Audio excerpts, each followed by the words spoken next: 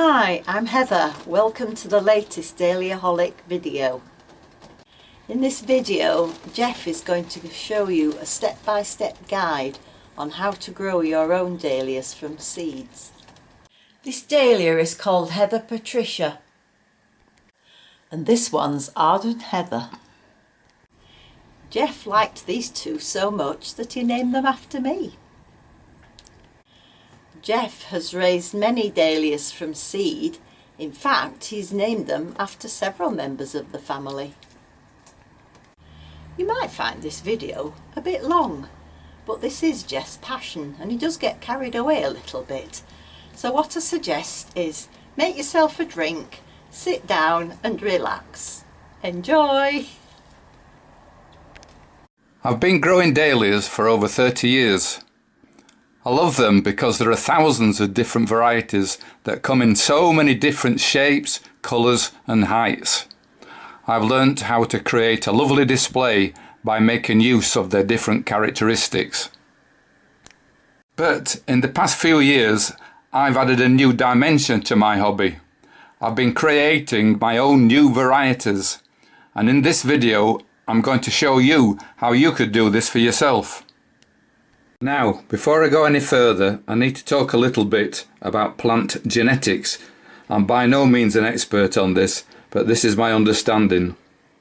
Most plants have got two sets of chromosomes and are relatively simple structures. That's particularly the case with flowers we would normally call wildflowers or weeds. Take the humble dandelion. It produces lots of yellow flowers and is able to self-pollinate before making lots and lots of seeds. But once one of these seeds germinate, it will produce another yellow dandelion with exactly the same shaped leaves and the same height as any other dandelion. A more complex plant is the pansy. If you've ever grown pansies, you'll know that they easily cross-pollinate with other pansies, and when you sow the seeds they will produce flowers with all sorts of colours. Some of them are a single colour, but quite often they're multicoloured and have got funny faces. However, they're always more or less the same height, and they always have the same shaped petals that look like any other pansy.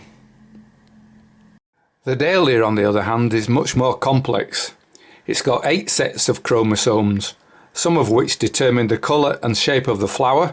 Some determine the eventual height of the plant, the strength of the stems and the colour and shape of the leaves. What's more, dahlias will not self-pollinate. In order to produce seeds, they have to be pollinated by the pollen from a different variety. The makeup of the chromosomes in the two varieties will be different, so if they successfully mate and produce seeds, you really don't know what the flower on the new plant that comes out of an individual seed is going to look like. Now, I don't know about you, but I find that concept exciting. I'll tell you about the kicks I get out of it later.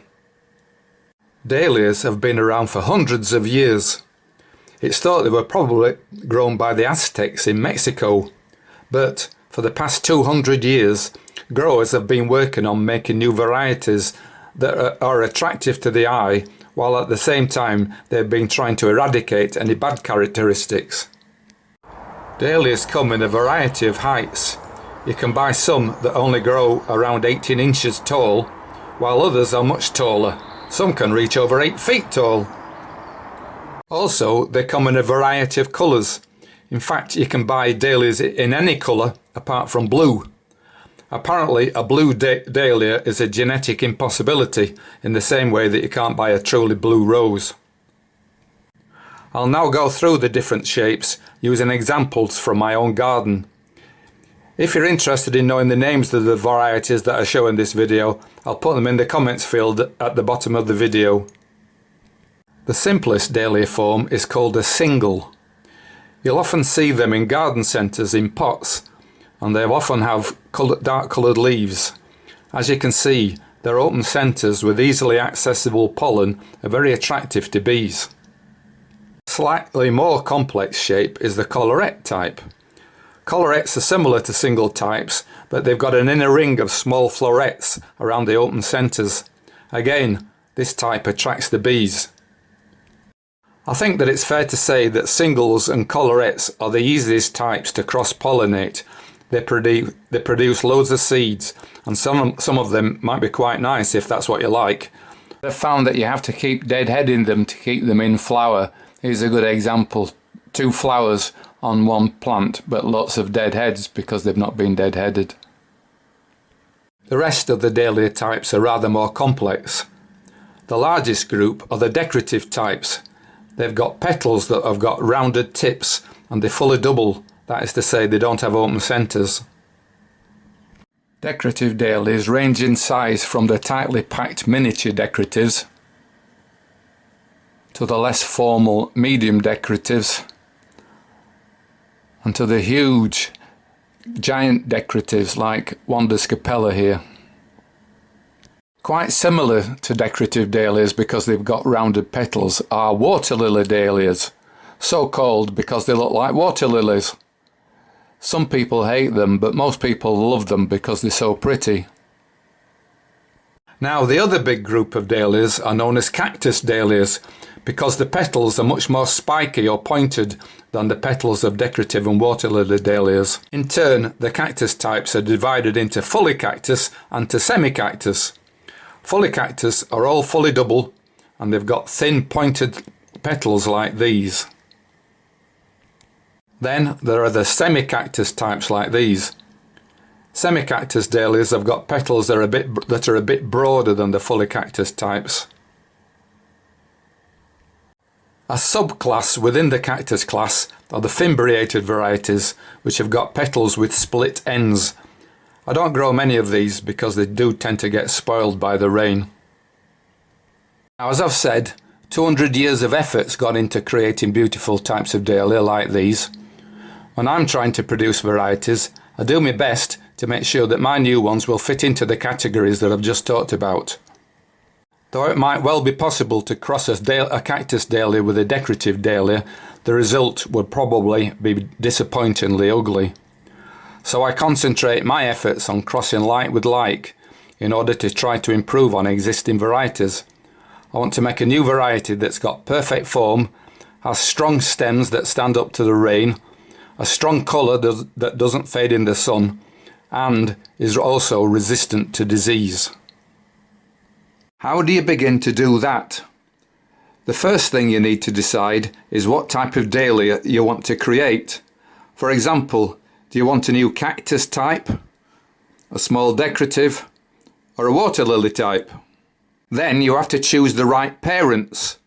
If you want a small decorative type, you will have a much better chance if you try to cross 2 existing small decoratives. With regard to colour, I've found that you have a better chance of getting near to the colour you want if one of the parents is that colour already. It's also important to think about what height you would like your new variety to be. As I mentioned before, dahlias vary greatly in height. If you want to produce a new tall variety, you will have a better chance if at least one of the parents is tall. If, on the other hand, you want to create a new dwarf variety, you'll have a much better chance of success if you cross 2 existing dwarf ones. In all cases, it's important to exclude dahlias with undesirable characteristics. You don't want those characteristics to get passed on to your babies. For example, don't choose dahlias with floppy stems, green centres, centres that blow too early, or leaves that are showing signs of virus. And in order to produce a new variety that definitely will not have an open centre, it's vital to avoid using singles or collarettes as parents. As you get a bit more experience, you'll find that certain varieties make good parents, while others are more difficult, either because they don't produce much pollen or because they just don't provide many or any seeds. A bit like humans, really. So let's say that I've decided that I would like to produce a new cactus variety, and I've chosen these 2 cactuses to be the parents. I need to transfer the pollen from one of them to the other. There are 2 ways I can do this. Either I can make the transfer myself, or I can leave it to the experts, that is to say, the bees. I'll start by showing you how to do this yourself. These two cactuses are next to one another in the garden, so it might be possible to rub two flowers together. The first thing to do is to remove all the petals from fading blooms to reveal the centres of the flowers where the pollen will be hiding. If you don't wait until the petals start to fade, you'll find it difficult to pull them out. But if you wait until the flower is really dropping its petals, then you might find that the centres have already started to rot. You've got to be quite careful while you remove the petals, because it's very easy to break the stems. It's best to remove a few petals at a time.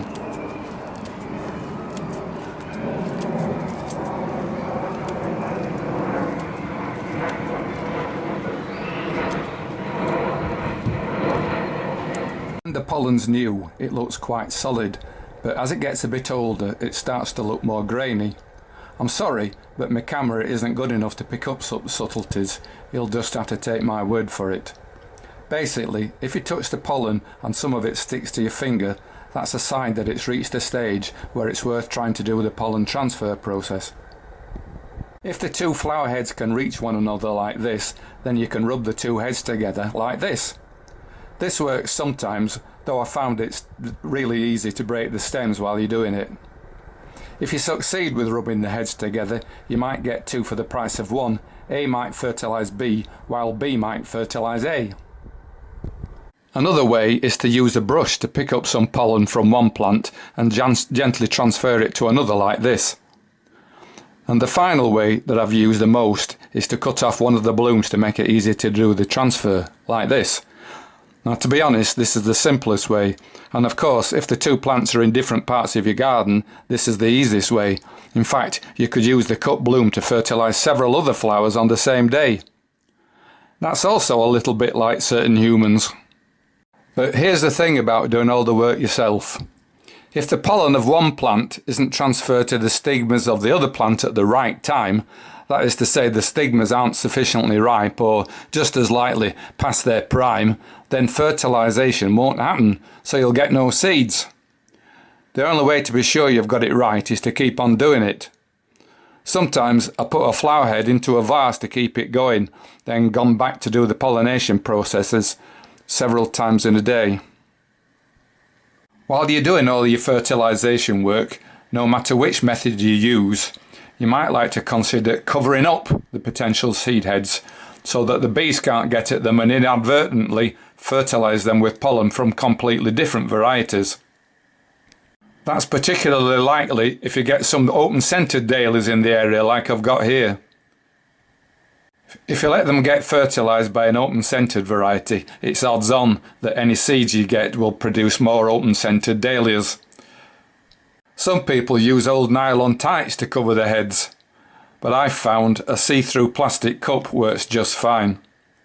You can then remove the covers, give the heads another rub together, and so on. So that's all I'm going to say about doing the pollination process by hand. I'll come back to the next steps after I've told you about method B, or method busy bee.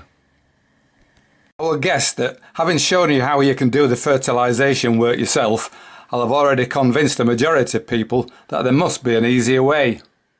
And there is an easier way, which involves the use of one of mankind's greatest friends, the humble bee. In fact, not just the bee, but hoverflies, butterflies, moths, and whichever other insect flies from one flower to another looking for nectar.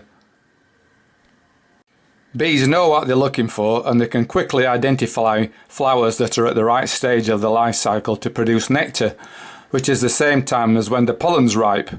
They fly from bloom to bloom and in the process transfer pollen from one plant to the next. All that we have to do is to make sure that they're transferring pollen between the varieties that we want them to. Commercial growers make sure of getting what they want by having a field full of varieties that are all the same type. For example, a field full of miniature decorative dahlias like this one. Smaller growers, on the other hand, might have a bed of cactus dahlias, another bed of decoratives, and then leave a big gap between them to minimise the risk of crossbreeding. As you might have noticed, I grow varieties of all shapes and sizes, so I've had to try to adapt by creating dahlia highways that I hope the bees will fly down. I think the easiest way is to show you an example. In this bed I just happen to have planted several cactus varieties. When each flower is past its best, I removed most of the petals, but I left a few petals so that the bees will be attracted by the colour. If there were any open-scented varieties, I took off all the flowers.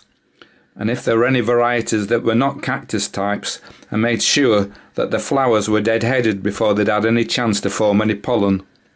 That way, I can be confident that any bee activity is going to be restricted to the few cactus dahlias that I wanted to cross. By this stage, whether you've done the pollination by hand or whether you've left it up to the bees, you should have some pollinated flower heads that look like these. They close up and any seeds will mature inside the seed head. But you won't know for sure whether you've been successful for a few more weeks because you've now got to give the seed heads some time to mature. If you've got the time and the motivation to do it, it's worth giving each seed head a squeeze like this to remove any excess moisture that might rot any forming seeds.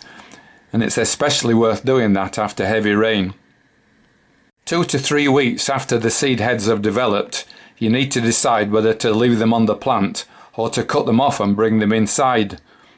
If it's quite late in the growing season when the days are getting shorter and the weather colder and wetter, I prefer to cut them off and put them in a vase where the seed head development will continue. I bring them into my greenhouse where it's dry and I occasionally change the water in the vase so that it's easier to prevent mildew and other fungal diseases. Eventually, it's necessary to try to dry the seed heads out. I've found that hanging them upside down in the greenhouse like this helps to get rid of any remaining moisture. Last comes the exciting day when you open the seed heads to see how many seeds you can find. It's a bit fiddly and messy doing this, and it's very easy to lose seeds if you aren't careful.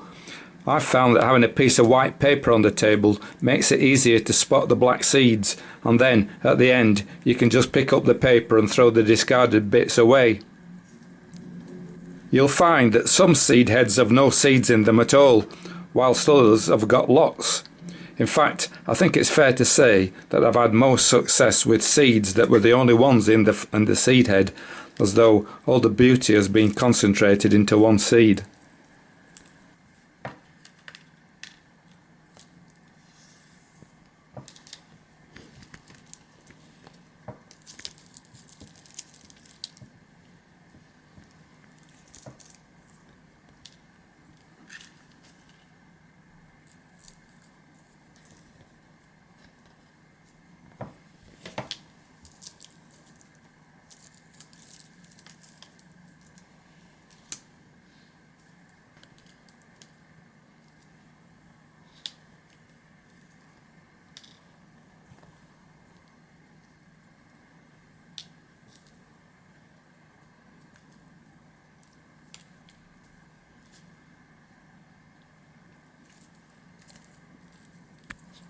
You now need to leave the little seeds for a day or two to dry out, and you'll find that some are paper thin and so are likely to be empty, so you might as well throw them away straight on.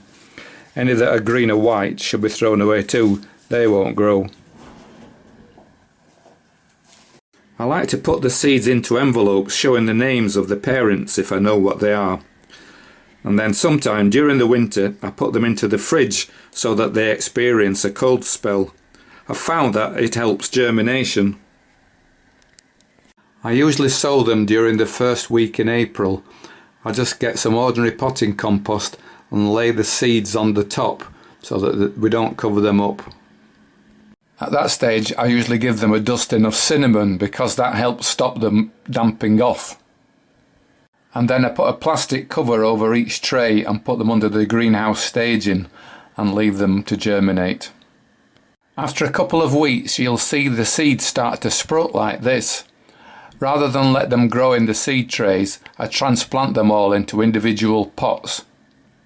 You have to be careful when you're doing the transplantation because the roots are very brittle. Transplanting them like this into individual pots gives the roots time to develop without being disturbed. They'll stay in these pots until it's time to plant them out in June. I grow them on the greenhouse staging where they get plenty of light. They gradually develop until early June they're ready to plant out. I give each one a stake, but I plant them quite close together. I know that realistically most of these will not be worth keeping, so the ones that are left will get more space as the season goes on. So there they are, all planted up. Each one of them has got 2 loops of string to stop them blowing around in the wind. And there's enough room for the stalks to grow wider. Now you have to remember not to remove the growth point on your seedlings.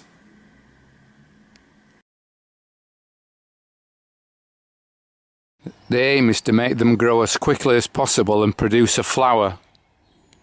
By late summer we reach the part of the year that I enjoy most, where I get most of my kicks, because I can go down the garden first thing in the morning to see which seedlings have come into bloom for the very first time. I get such a kick when I find one that looks really good. Although I've got to be realistic, 80% of the time I'm disappointed, usually because the flower's ugly or it's open-scented. Here are some examples of seedlings that I've discarded over the years. I hope that you can see why. In such cases, I pull the plant up, put it on the compost heap. That leaves more room for the others to develop. When I first started growing seedlings, I kept a few over winter hoping that they would improve the following year, but they never did, so I've learned to be ruthless. I kept this one for a couple of years because it was such a lovely colour, but ultimately I realised that it was never going to be a decent dahlia because it's a flat face. The petals didn't reflex round the back, so eventually it had to go. By late autumn the seedling bed looks like this, with lots of the unwanted plants composted, leaving just the ones that I want to try again next year. It's now just a matter of digging them up, cutting off the tubers, drying the tubers out and then storing them until the following spring. I'm not going to talk about the storage process in this video because I've talked about it in previous videos many times. In fact, I made a special video devoted just to that subject, as you can see on the screen. So, that's the end of the end-to-end process for creating your own new varieties. I'm going to leave you with some shots of some of the varieties that I've created myself and ones that I'm particularly fond of. These are the ones that I've named after family members. In fact, I'm so proud of some of them that I've registered their names with the Royal Horticultural Society. For all those who have made it to the end, a heartfelt thanks and good luck with your new creations.